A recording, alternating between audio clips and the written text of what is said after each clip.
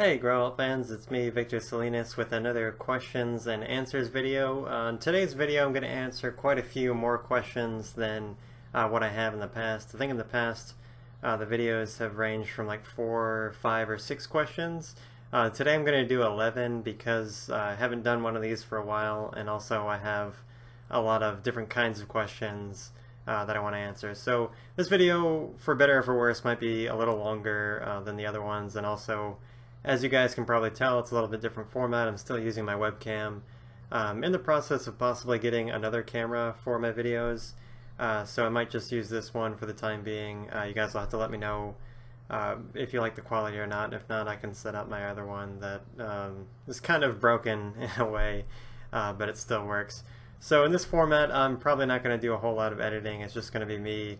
So I do apologize if I'm like looking off camera, I've got the questions down here, or something happens that I can't edit out. I'm not gonna do multiple takes or anything. I'm just gonna answer the questions as if I were sitting in front of you answering the questions. So where was I going with that? I also oh boy, this isn't gonna be good. I wanted to mention the live shows. We did the first live show 2 weeks ago, and we have another one coming up on July 23rd. Live show is where you guys get to talk to me live. I'll be on YouTube live at that moment. You guys can answer, or I should say ask me questions, make comments, that sort of thing, and I can respond to you guys in real time and interact with you guys in real time. I had a really awesome time last time, and I'm looking forward to it. So I'll put this in the video and also in the video description. The next one's going to be July 23rd at 4 p.m. U.S. Eastern Time. And I went ahead and scheduled the next one after that for August 13th at the same time, 4 p.m. U.S. Eastern. I would do one the week before that, the 6th, but that week I'm going to be gone. I'm going to go visit family in Pennsylvania, and I'm going to go see a Weird Al concert. I'm a really big Weird Al fan, and he's been touring the world, really, and there have been a couple concerts closer to the DC area previously, but this one was going to be where my family lives in PA, so we're going to go visit them and see some Weird Al live. I've never seen him in concert. I heard it's pretty cool, so I'm looking forward to that. So the next 2 live show dates are going to be July 23rd and August 13th at 4 p.m. Eastern US time. I hope to see you guys there. I really love talking to you guys in real time. It's pretty cool. So moving on to the questions, I have the questions printed out here. I got 11 of them. Let me count them again. 1, 2, 3, 4, 5, 6, 7, 8, 9, 10, and 11. Yep. So just making sure I know how to count. So this first one is from Gabriel. It's a little long, but I wanted to preserve the whole thing so I could answer it fully. Gabriel asks, the setting that I'm thinking of is kind of a futuristic fantasy world that kind of reflects the real world. I don't want it to be pure fantasy, sci-fi, or real world, but kind of a realistic combination of all three. That sounds pretty cool. But my question is more about how the characters should talk. Since this is such a strange setting, I'm not quite sure if the characters should be speaking in normal English minus hardcore slang, or if they should have some kind of weird dialect that is English but is noticeably different. I thought that maybe it could be like Star Wars, where the characters are speaking English, but in reality they are speaking the language of their galaxy. What are your thoughts on this? Do you think it would be too much of a contradiction to the imaginary setting to have the characters speaking relatively normal English? This is something that I've thought about a lot, and I really like the Star Wars example. I'm a big fan of Star Wars. And that's true. When you're watching the Star Wars movies, like if you're watching it in English, you're hearing it in English. If you're watching it in French, you're hearing it in French. If you're watching it in Japanese, you're hearing it in Japanese. The way that I look at a setting like Star Wars is you're hearing a translation. What they're really speaking in that galaxy far, far away is the language of their galaxy, like Gabriel points out.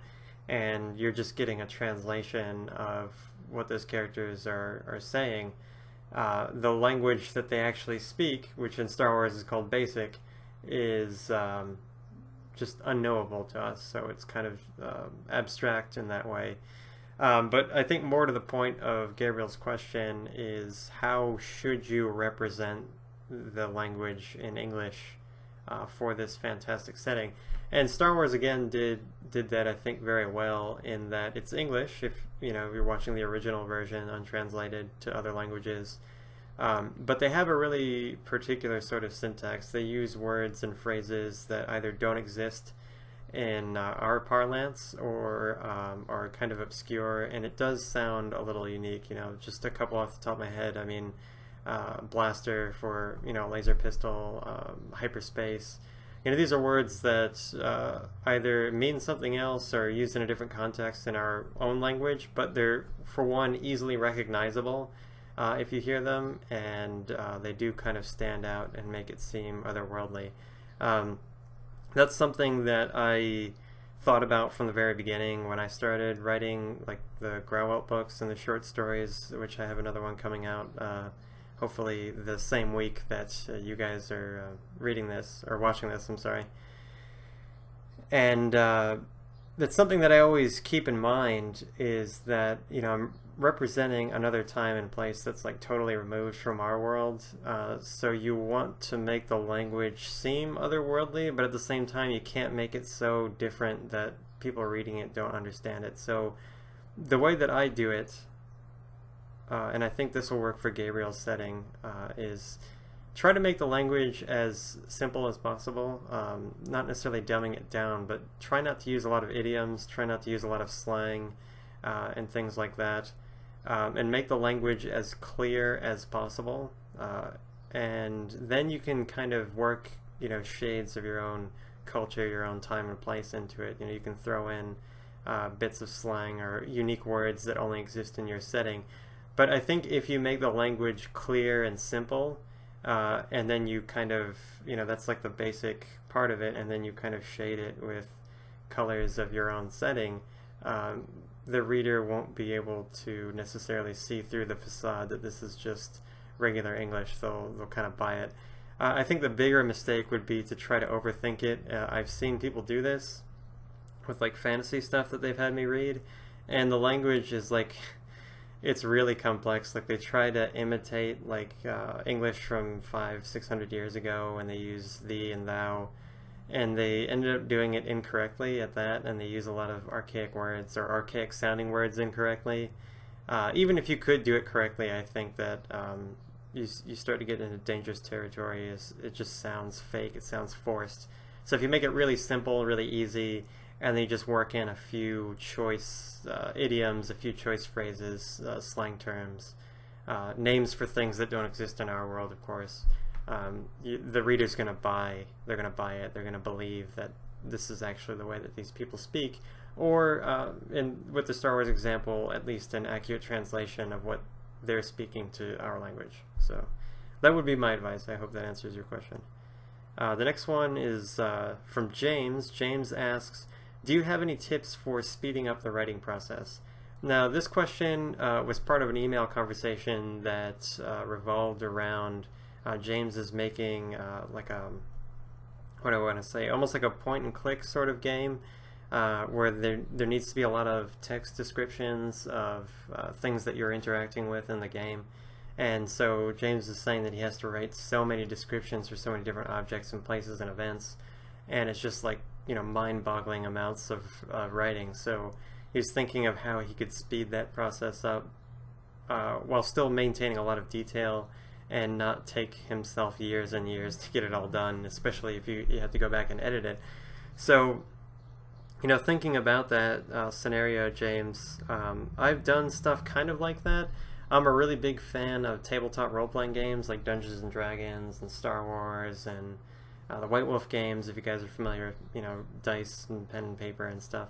And I'm never satisfied to keep a game the way that it is out of the box. Like I'll make my own supplements, I'll make my own like extra rule book with different abilities and spells and weapons and stuff. And then in those you have to kind of write, I like to write a little description, and I format them to make them look pretty cool and print them out and give them to the people that are playing so they have the extra rules supplements. And you have to do the same thing. You have to give like a description of like, well, how did the character learn this ability, or what is this weapon used for in this fantasy setting? Who owns it? Where does it come from? That sort of thing. So I would imagine very similar. And the way that I crank those out pretty quickly is, one, I don't, again, this kind of relates to the last piece of advice, the last question, is I don't overthink it. I just kind of pound it out. And two, I don't try to make it sound exhaustive. Like, this is just another thing that a lot of people do, and sometimes I do, and I'm probably doing in answering this question, is you try too hard to make it right. Things in the world that you interact with, you take for granted most of the time. If I pick up a notebook, I don't need to know where that notebook was made. I don't need to know who made it, who designed it, what grade of paper, what dyes they used in the cover, what kind of stitching or glue they had. So a lot of the times I pick up a notebook and I don't even know where I bought it, what store it was from, or how long I've had it. So overthinking things and trying to put too much detail will actually work against you in that, one, it's going to be too much for your players in your game to absorb all that information, and two, it's going to drive you insane and tire you in having to write such an exhaustive description. So try to keep them short, only as long as they need to be, and don't second guess it. A lot of times your first hunch on a story idea or something is the right one. And I really do believe, I don't know if this is provable, but I do believe that if you're a decent storyteller, let me think about what I'm trying to say.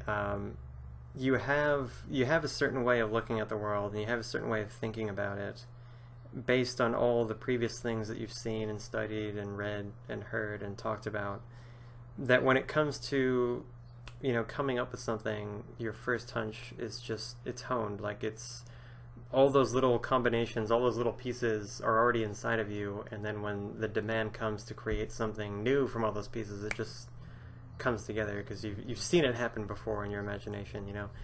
A good example that ties in this, like Dungeons and Dragons. I've played a lot, and I've almost always been the dungeon master. I've never been a player, so I'm the one that has to describe the world and the characters in it. And when the other players are interacting with those characters, or searching through a treasure chest or something, I'm the one that has to tell them what's there and what happens and what the result of their actions are. And I think doing that for so many tens and tens of thousands of hours has trained me to think in just quick bits like that. Don't, if a character does something unexpected, like breaks open a medicine cabinet in someone's house in a game, and I have to tell them what's in it, and I wasn't expecting them to do that, and I'm totally on the spot, I just start naming things. And sometimes it's something ridiculous, sometimes it's something unexpected that you'll find, and that's okay, that's good, because that adds excitement, that adds unpredictability, that adds realism, because sometimes maybe someone misplaced a half-eaten sandwich inside of the medicine cabinet. Stuff like that actually happens. So my advice, James, is don't second guess it, and just go with your first hunch and be as brief as possible. You don't need to give a really long description for everything that the character interacts with. Simplicity and the speed of the game is more important. The flow of the game, the flow of a story is more important than the description. That's my personal take on that. Next question is from Ethan. Ethan asks, I was curious as to what your opinion on writing websites such as writerscafe.org was. I've thought about using Writers Cafe to upload a few poems and short stories to get some opinions from other writers. My only concern is how easy it would be for other people to copy my work and claim it as their own. Do you think this is something I should be concerned about if I were to use sites like these? I answered a similar question like this on the first live show that we did a few weeks ago, and I think I brought up Writers Cafe and what was the other one? There was another one, I'm sure it'll come to mind later, asking if I had ever used these services, and I haven't, I still haven't, and I don't mean to sound like a jerk, but I don't plan to. It's just not something that I like to do. I don't think the idea is attractive to me, but I understand that works for some people, and a lot of people like those kinds of websites. Now, these websites, you're able to, I understand, write like short pieces or installments of a story and put them up like a social media site, do a post, and then people can like them and comment on them, like you would on Facebook or something. But it's for like writing creative projects. So excuse me. So if you're worried about someone ripping you off, the best thing I think anyone can do that's gonna write stuff or do pictures and put them on the internet, any kind, or music or videos or anything, is get a website. Go to like GoDaddy.com or iPage.com and get a website. Buy a domain. If you go to iPage, you'll pay like $15 a year. I think $10 a year for the domain name, and then like as little as $2 a month for hosting if you get like a WordPress site. So you're talking, I mean, $35 a year, maybe $35 a year. That sounds about right. And just make a really simple website and put your stuff up there. You own the website, okay? You own the domain, and then put your little copyright thing at the bottom. Copyright, Ethan the writer, whatever your name is, 2015, and then update that every year. And every time you do something original, put it on that website first, and maybe wait a couple days and let Google and the other search engines index that content for your site, so they will always keep a record of that as you having created that first before everyone else, and there's an indisputable record of that having existed on the internet before anybody else. And then of course you can, if you want to check, search for snippets of your content in like a Google search and see if anyone's referencing or ripping you off in any way. Because if you, now it depends where you go, like on YouTube, where this video is, I have this, everyone can get the standard YouTube license where I own the content that I put up here, or if a publisher puts up a video, they own the content that they do. YouTube doesn't own it. You can take it down at any time, you can change it in any way you want. The agreement is just they get a certain portion of the revenue and you get a certain portion, if there is any. So these other sites, I don't know exactly how they work, but to make it totally undisputable, put it on your website first so that you have total claim to that, and it's provable that you were the first person to create that, and that was the first place that it appeared. So there's never any dispute. It's always good to put your flag in the ground early and often when you're doing that sort of thing. Now, that being said, I think it is a good idea if you have some people that are willing to read your content and give you comments, give you feedback on it. I mean, I learn a lot from the comments and feedback I get from these videos and stuff, and emails that I get from people that have watched them, both good and bad. I get good and bad things, and that kind of steers me in the right path to be better. I'm not super great at making videos. I want to be better, and so the only way I can get better is practicing and putting it out there and have people interact with it. So I think it's a really attractive idea, these websites like writerscafe.org. It's a really attractive idea.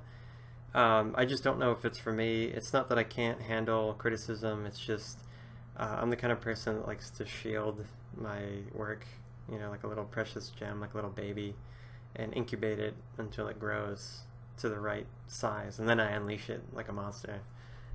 So if you're that kind of person, you're probably not going to like it. However, if you're like Ethan, perhaps from his comment, his question, I can see that he is eager to get a lot of feedback, which is a good thing. It might work out. I would just recommend getting a cheap website where you own the domain. You don't want like ethanthewriter.blogspot.com. You don't own the domain. Blogspot does. You want one where it's just ethanthewriter.com. That's your website, and no one else can lay claim to the content you produce there. Just real quick, it's like on Facebook. The posts that you make there, if you read their privacy and copyright policies, they own the copyright on the stuff you put on there. It's not yours, unless it's claimed elsewhere. So, not that that'll probably ever do anything with that, but if you're a writer, that might not be the best set of circumstances to put you in, so be careful about that sort of thing. Moving on to the next question, You Heard Me First Time asks, who's your editor and what do they charge? Well, I have a couple editors. One of them you've seen before, Leanne Castle. She edits Grauwelt.com. She edits these videos.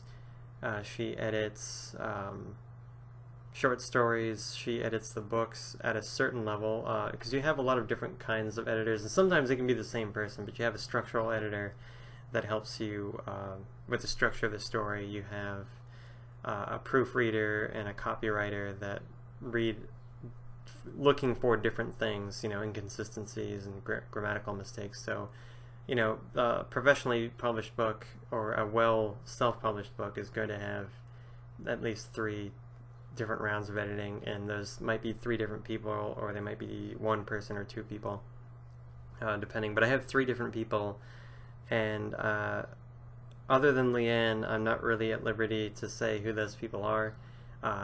They don't necessarily charge me anything. That's something that the publishing company takes care of. However, if you are looking for, sorry, I'm being kind of weird about it. It's just once you get into that stuff, it's like I kind of contractually obligated to keep my mouth shut and not talk about certain things. But I can tell you, for certain things, I've used Kirkus, Kirkus.com. I'll put a link in the description in the video. And they do a lot of book reviews and book marketing stuff, but they also have some really great author services. They do they can do the whole thing. They got different packages for editing, and they have a package that will do the entire works exactly like a professionally published book would do. Or you can just get copywriting just for grammar and punctuation and spelling and stuff. And they charge, I think the copy editing. Have I been saying copywriting the whole time? Copy editing is like 2 cents a word, and then the full package is like 6 cents a word, which just sounds like a lot, but if you're going to go the distance and do it yourself, that's definitely what you want. So depending on how large your project is, definitely look at the website. Again, I'll put it in the video, but that's who I would recommend using if you're looking for someone, because the editors that work for them are actually book editors, and like they ask you in the application form like what your genre is, and they match you with someone who actually does work in the industry editing for that genre, so they're really good about it. They're not the cheapest, but they're the best that you can find on your own, I would say. Okay, so next question is M Solic 2000 asks, I speak Spanish and Catalan as my mother languages. Can you show me a bit more of the difference of J and ZH? Now this refers to my videos where I'm making my own fantasy language, at least one of them that I'm putting online just to show you guys as an example. A lot of people have asked me, like, how do you come up with names and a new language and new things like that. So I've been doing that video series, and this person wanted me to clarify the difference between those sounds. The J is just like the G in giant, so giant, jet, let me think, what else, gel, juice, the J sound. Which understandably Spanish and Catalan don't have that sound, nor do they have the ZH sound. So the example that I use is déjà vu in French, déjà. So the difference between giant and ja. It might be hard to distinguish, especially being that Spanish doesn't have either one of those sounds. If you, of course, I'm sure you know a lot of Portuguese-speaking people. They have that sound with the X, right? The X makes that sound in Portuguese. So like paja and what's another word? Caja, like caja in Spanish. I think in Portuguese is caja, ja. That sound that the Portuguese make, that's the ZH in the fantasy language that I'm doing here. So hopefully that helps. Next question is Mountain Grove Deacon asks, I'd be interested to know the benefits versus drawbacks for self-publishing. Currently I plan to go with a New York publisher, but could be convinced to self-publish if it feels like a solid decision. Well, this is a question that has been answered at length by many people, and I'm certainly willing to throw my 2 cents in. On the traditional published side, which is going to a professional publisher, and you give them your work, and they make the book for you, they market it for you, and they pay you. They take all the money in, and then they pay you a royalty. So that's the basic gist of that. Self-publishing is where you do all the work yourself. So if you go with a publisher, the advantages are pretty obvious. They do all the work. They put you with an editor, they pay for it, they do the cover design, they pay for it, they print the books and put them in the stores, they pay for it. A lot of times you might get an advance, so they might pay you, here's $8,000, here's $10,000 up front, and that's an advance on your earnings. So when the money starts rolling in, you've already been paid the first $10,000, and it's only after that that you start getting more money. So those are the advantages. The disadvantages are that you lose a lot of creative control. Since the publisher is paying for the bill, they will tell you, we want to make this, and this change. Oh, and this one too, to your book, and you have no choice but to do that. So they take creative control. You don't really have a choice of what the cover is. You don't have a choice of how it's marketed, what stores it goes into, what categories on the shelf it will come on. You lose a lot of creative control.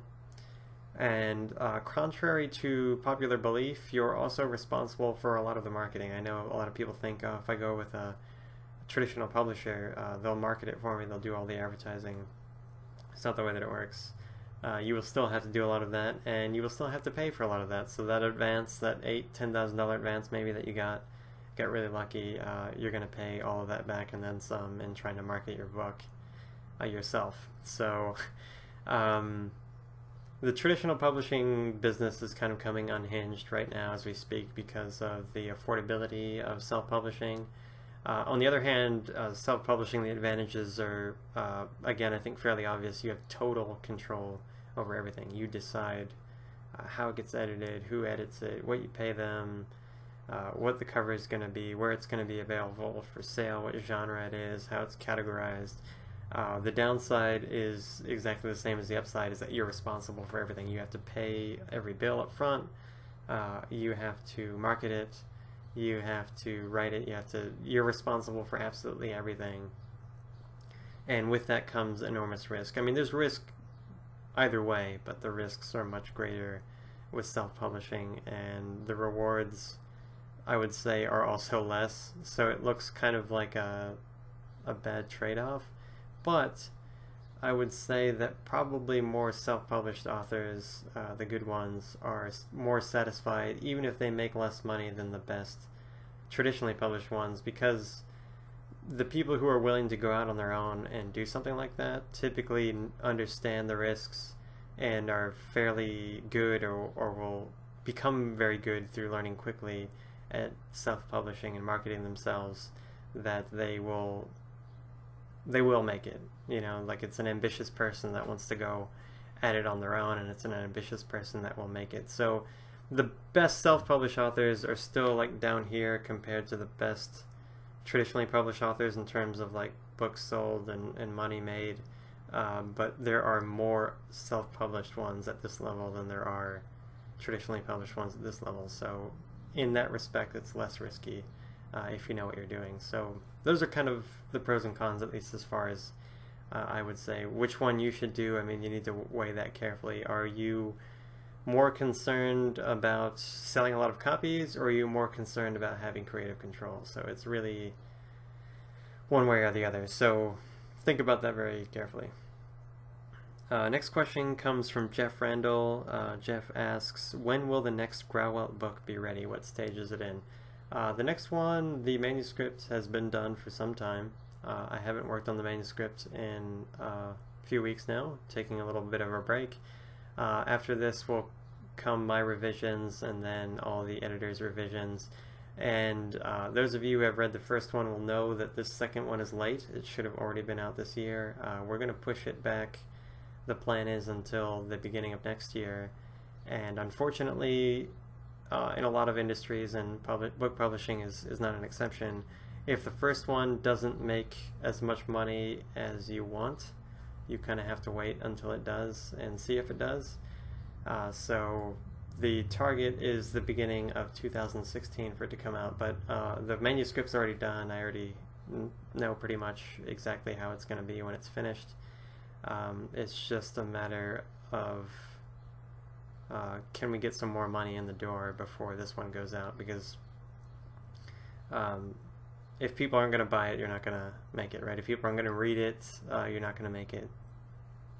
You're not going to expend the time. I mean, I hate to lay it on the table like that, but that's ultimately what it is. So we're just delaying the release of it until enough of the first one has been sold.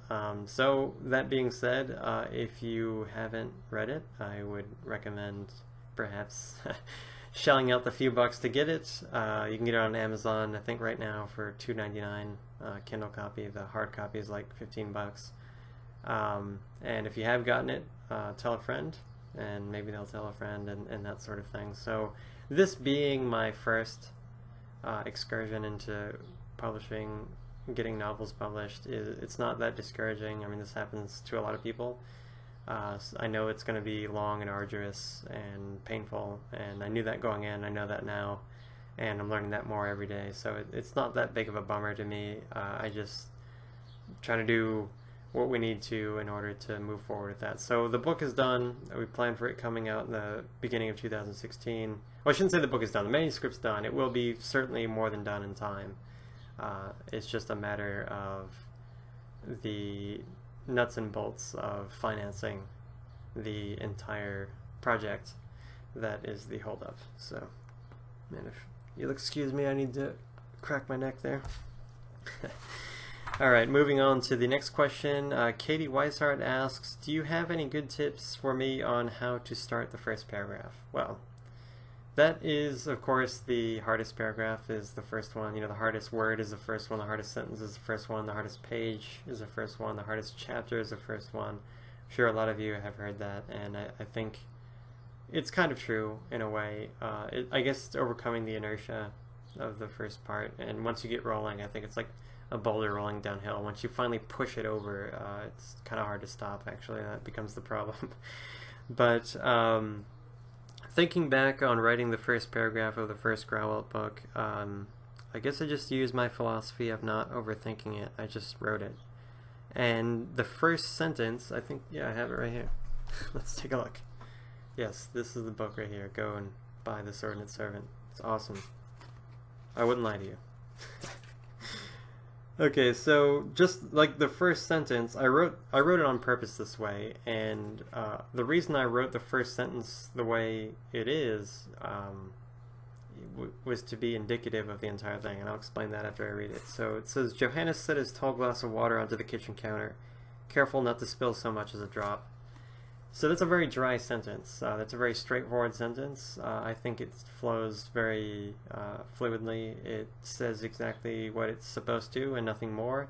And I think it provides an adequate level of description and imagination to see what's going on.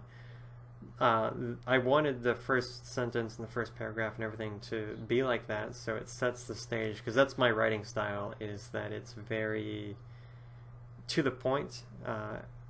And I wouldn't say so much to the point that you don't get good descriptions of things, but I like to keep things moving. I've had people tell me, I read The Sword and Its Servant in one night. I read it in one afternoon. It's, you know, it's pretty long. It's 400 pages, but people have said that it flows so quickly and so easily, and I purposefully end chapters on a mini cliffhanger to lead into the next one. It's like a roller coaster. It stops right here. And at the beginning of the next chapter it goes like that, and then it comes back up again and stops there, and that's on purpose. So I think that your first paragraph, whatever your writing style happens to be, Katie, I think that the first sentence, it needs to start off that way. It needs to show the reader what they're getting involved to, because people do read, you know, at the bookstore or online, you know, they'll look at the look inside thing. They will read a little bit of something before they buy it, and you want to show people what they're going to get and be honest about it, because you don't want people who aren't going to like you, because not everyone's going to have everyone like them, right? No one's going to like everybody, so, and that's fine. And you don't want people who aren't going to like your book to read it. You want only the people who are going to love you to read it, love your writing. You want them to read it. So you want to show them up front exactly what your style is like, and I try to do that on purpose So in writing your first paragraph, one, don't overthink it because you can always go back and change it and change it and change it and change it when you're editing. And two, just let it flow from your imagination, let it flow from your mind. The way that I think about describing scenes, describing anything, dialogue, what have you, is I imagine it before I sit down to write. I think about the scene in my head, and I try to imagine it like a movie.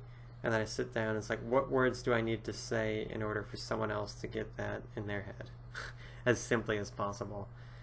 So the first draft is usually like overly verbose, and then we go out and we cut it out and cut stuff out that doesn't need to be there and we make it more fluid. But I guess that's just the way that I do things, and that's my style. You may have a highly poetic style and it needs to, be in a certain kind of prose. Then you need to do that from the very beginning. One, don't overanalyze it because it's more important to just get it out the first time and fix it later. And two, make sure that it just flows from the heart. Make sure it flows from your imagination. I know that sounds like a difficult answer to grasp, but that's the best way that I can explain it, and that's exactly what I do. Next question is, Egg Smash writes, did you write Grauwelt while having a day job? If so, how did you cope? The answer is yes. I had a full-time job, 40, sometimes 40 up to 48, 50 hours a week. So that was 8-10 days, or I'm sorry, 8 to 10 hours a week. Wait. 8 to 10 hours a day, 5 times a week. So 40, 50 hours, something like that, during the whole time that I was writing Grauwelt. And I coped with that by having a good schedule. I couldn't choose my work schedule, of course, but I slept adequately and I got up early. I got up at like 6, 7 o'clock in the morning. I had my breakfast. The first thing I did was wrote. I wrote for at least an hour every day. Sometimes I'd write for 2 hours. Then I'd get ready for work. Then I'd go to work. I made sure that I slept well. I got up early. I ate, which is important to be energized, and I wrote. Those are the first things that I did. So there was no excuse. It's not, oh, I'm going to do it when I get home from work, and then I'm too tired, or I forget, or I've got to, do chores and take care of the pets and all that stuff. I made sure that it was the first thing that I did every single day, 7 days a week for 3 months until I got it done. And of course, the days that I didn't work, the days that I was off of work, I still got up early, and then instead of writing for an hour or two, I wrote for 3 or 4, and then again later, probably in the afternoon. So I'm just going to say this bluntly. I get a lot of people that tell me that they want to do a lot of different things. People who want to be, I have a guy who wants to be like a UFC fighter, and he's in good shape, and he's trying to get to that next level. I know people who do, like, they make really awesome videos, they make music, and people who want to write, of course, and they say, like, I don't have the time to get more practice, I don't have the time to get to the next level. And I always tell them, very honestly, you do have the time. And they're like, oh, well, I have a full-time job.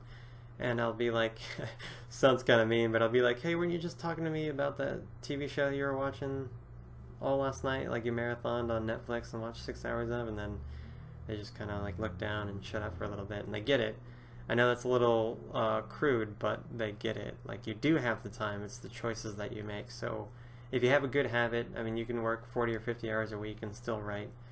My recommendation would be to do it the first thing you do when you get up. If you can't do that because you have to go to work really early, then make it the first thing you do as soon as you get back home. Sit down, pound out an hour or two every single day. You can give up the Netflix, you can give up the YouTube, just not the Grauwelt channel, please. And you have to make sacrifices. That's really what art is about. We all have 24 hours in a day, and we each get to choose how we use them. You can make it work if you have the discipline to do it. So I definitely did it, and I'm not heroic by any means. I'm not an exemplary human being. I'm just an average guy, and if I can do it, you can do it. That's what I mean with that. Alright, last two questions. We have Honey Racy Lemon asks, I'm not sure if this has been asked yet, but what advice would you have for a teen writer who wants to be a published author?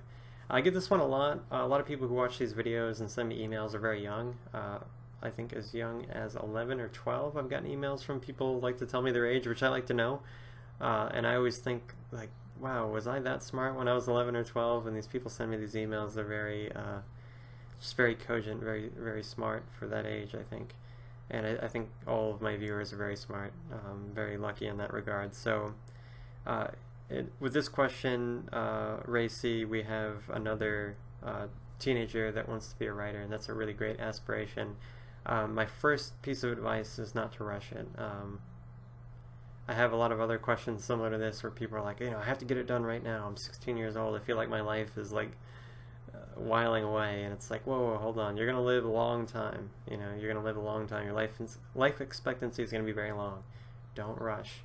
Take the time to get the practice. If you're a teenager, you're 14, 15, 16, even older, years old, and you want to do anything, practice, practice, practice. That's the biggest thing, especially when you're young. If you build up those good habits when you're a teenager, you'll carry those habits with you for the rest of your life. To give an example of my own, I run a lot. I run like 40 miles a week, sometimes more. And, like 4 days a week, 8 or 10 miles, sometimes 5 days a week. And I've been doing that since I was 15 years old. And when I was 15 years old, I just decided, like, I want to do something that's good for me. I want to do something to promote my health. I want to be in good shape for the rest of my life. I'm going to run.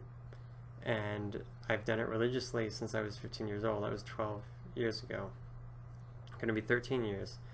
And I'm really glad that I came to that decision to start doing that habitually when I was a teenager, because I have stuck with it, and I will stick with it for the rest of my life. So I think it's a blessing to be a teenager and have the aspiration to want to be a writer or an artist or a musician or what have you, and build those good habits now, and don't be in a rush to get it done.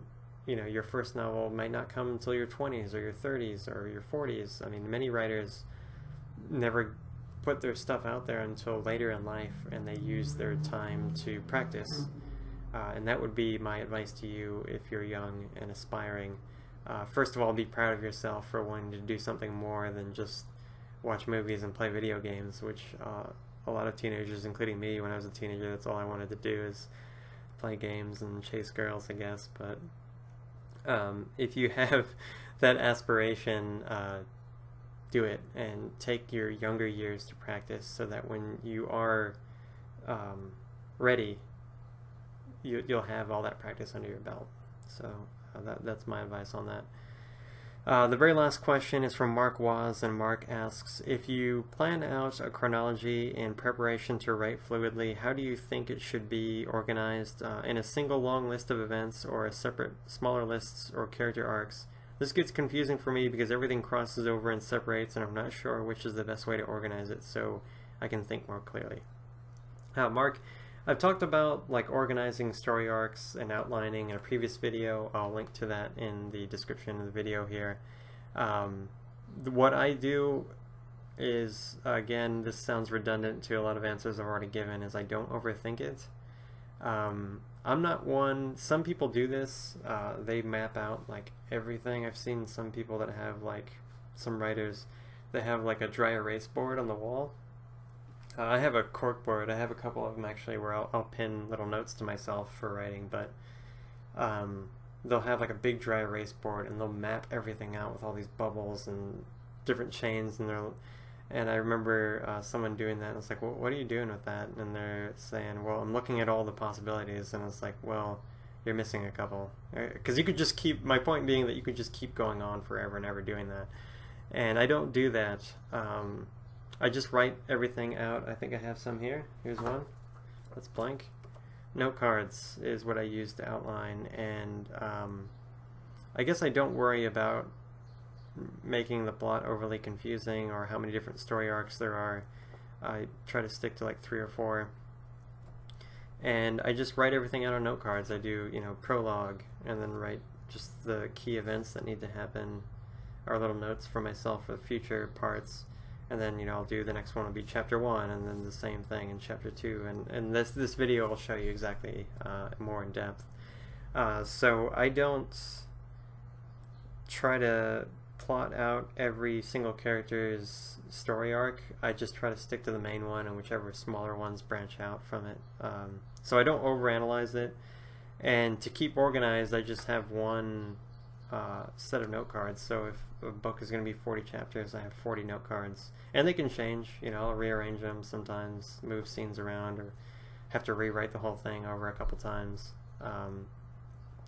But I mean, that's it. You know, I have my notebook with some ideas in it, and a stack of index cards next to me on the computer, and I just type away. I don't really overthink it. I guess, not to talk myself up too much, but I guess maybe that's my strong suit, is that I don't overanalyze it when I'm writing it. The overanalyzation comes when you're editing, when you're actually just sitting down to write the first draft or so. Just let it fly, man. And because to me that ends up making a more honest story. If it's really contrived, I think people can see through, like, this is obviously the product of someone's imagination.